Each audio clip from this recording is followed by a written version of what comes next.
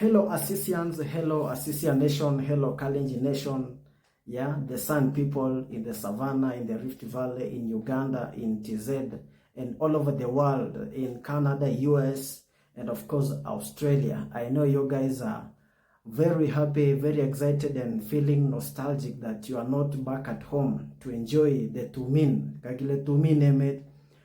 So guys, I really want to appreciate the Kalenjin people, the Assisians, the Kalenjin community at large for celebrating their culture and taking their boys through the initiation process to prepare them to be real men or strong men, responsible men, and so on. But I have something to mention. Apart from our courage to start celebrating our culture and showing what we have through the social media platforms. I've seen on TikTok a lot of videos of mothers celebrating and enjoying the day after Cheptilet.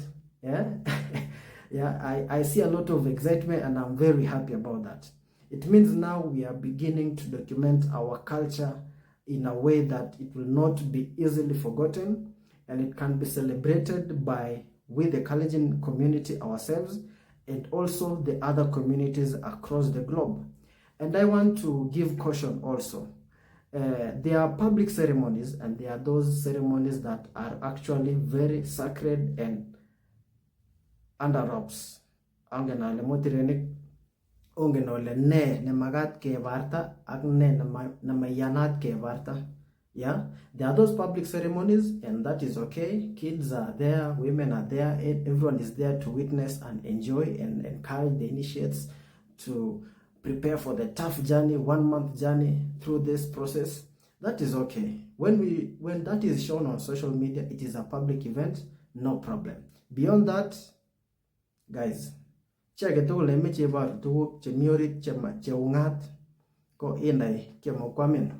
So another issue that I really wanted to talk about and address and give caution is the participation of church priests in these processes.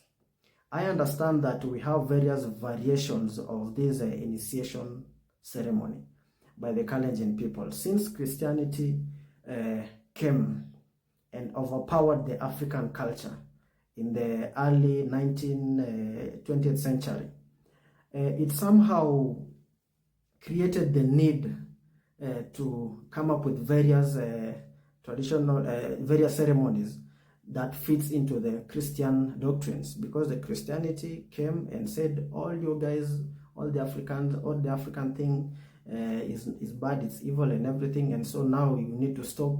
And so the Kalenjin people, because they couldn't just give up this thing,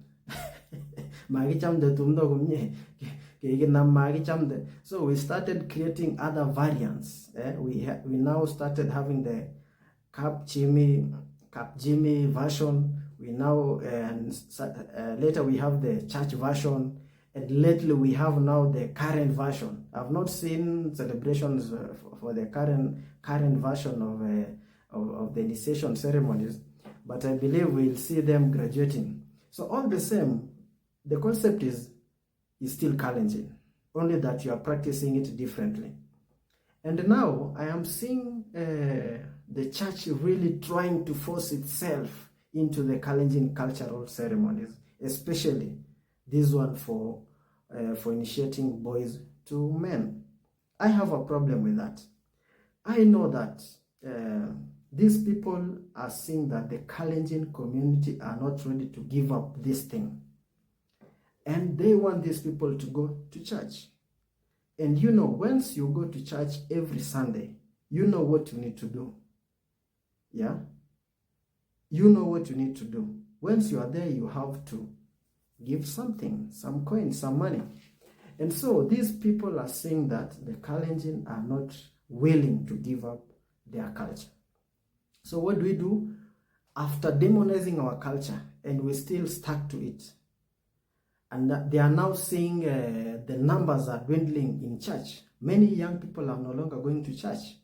And now that we have started the Assisian spirituality, We are awakening our spirituality and now telling people you can practice your spirituality and you don't have to be Christian, to be a Muslim, to be an atheist, because your natural native spirituality was there. Inside your culture was your spirituality. Now they are saying many young people are no longer going to church. And so I'm seeing the church trying to come in and take up the role that our traditional structures had certain roles for certain people. And I saw a pastor there going to pray for the initiates before they go through the process. I don't know which kind of initiation ceremony was that. Was it a church one? Was it a traditional one? Was it a current one? I don't know.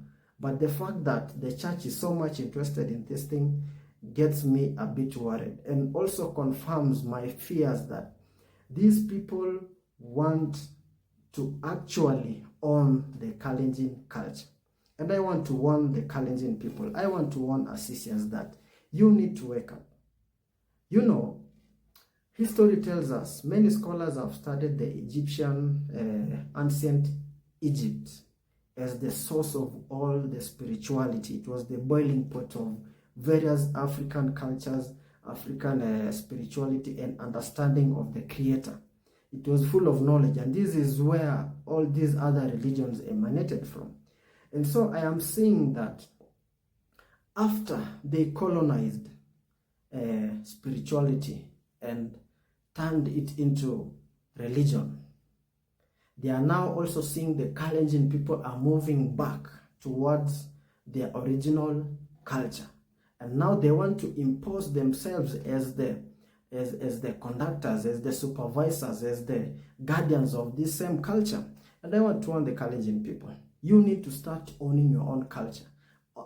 Start owning your own processes, your own traditions, because if you don't take ownership of it, someone else will come and take ownership of it, and then he will go and use it to add value to his own stuff, and then bring it to you as a value-added product. And soon you'll start paying these people more money, more and more money, to practice your own culture. You know, the pastor praying for these initiates, I don't have a problem with that. But does it mean that we, the Kalenjin, do not have our own traditional priests to pray for these initiates? Why invite a Christian priest to come and pray for a traditional process? In our Kalenjin tradition, we had what we call Poyoptum. Poyoptum is the priest of the community. When we have community activities, cultural events, and spiritually related issues, he is the person to come and pray and preside over the prayers at Kapkoros and all those other places. So why are we inviting someone who is a Christian, who is not an Assisian, to come and pray for the initiates? It's very wrong. You're actually saying that our spirituality or our culture is below the Christian beliefs and doctrines, that you need the blessing of someone like him so that it can proceed. And I say no, I don't entertain that. And I am telling Assisians, never allow a Christian priest to come and pray to preside over any Assisian rituals. We have our own standards, and we should maintain our standards. And I am urging the church, kindly, could you just respect the Kalenjin culture? Could you just leave us do our thing? After we are done, those who want to go back to your churches, let them go back. No problem. But culture should be separated. Those who are saying we are blending culture and religion, that is very wrong. And you will prove me right in the near future. These people want to own the culture that you Kalenjin people are trying to we are not taking a lot of value of it. And so, I'll still do another video about this thing, because it's a very serious thing, and I want to encourage everyone, let's celebrate our culture, but let's not demean our culture by bringing in foreign doctrines and other institutions to preside over our own cultural processes. We are capable and we can do it on our own. Thank you.